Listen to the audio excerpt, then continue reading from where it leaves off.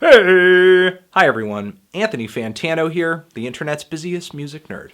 And it's time for a review of this new Ash Koosha album, aka I. Ash Koosha is a London via Iran electronic music producer. I interviewed him not too long ago. I will try to link that down there in the description if I remember to do that.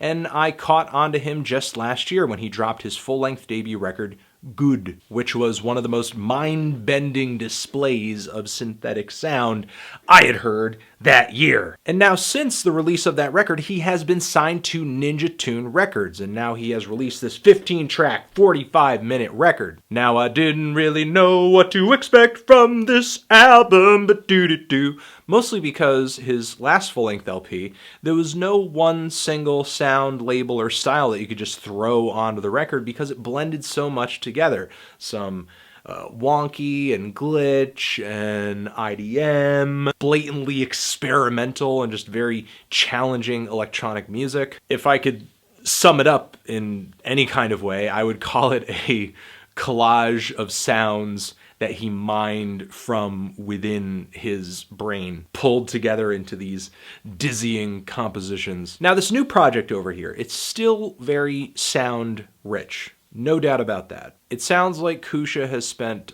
quite a bit of time here forging these synth patches and these pieces of percussion. But one thing I noticed is that he's making way more use of repetition on this project, forming the sounds of this album into very coherent loops and grooves and patterns, very quickly and easily recognizable patterns, something that wasn't so much the case on Good, which was always shifting, always evolving so quickly that it was hard to keep track of. And even though I do think Good is a very difficult to digest record, I will not argue that this album is an easy listen.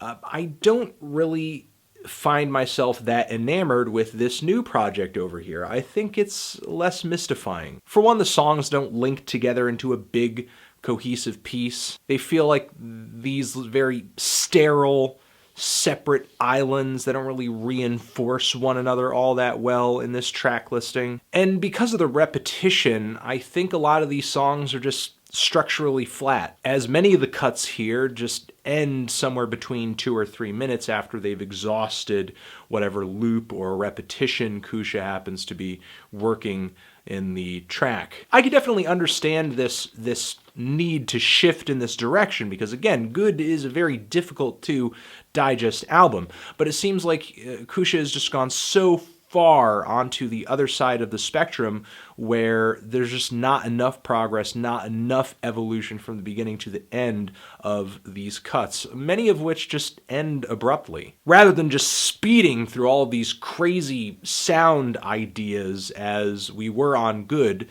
aka I, to me, resembles the feeling of stillness and stiffness, like I'm just not moving through these pieces at all. Even if the sounds worked into these tracks are pretty vivid and colorful and imaginative. Just like with his last album, here, I feel like I'm being transported to a different world, but this album is the scary realization that this world, this other world I'm being transported to, also has waiting rooms, and I'm just kind of sitting in one psychedelic, synthetic sound waiting room after the next. Unfortunately, the song structures of these tracks could be better. They could be a lot better, a lot more ambitious, a lot more linear. But I do give Koosha and this project all the props in the world for the production and the sound play, which are so good, I am going to be curious about what the next project from him is. And there are some musically stunning moments here and there, like the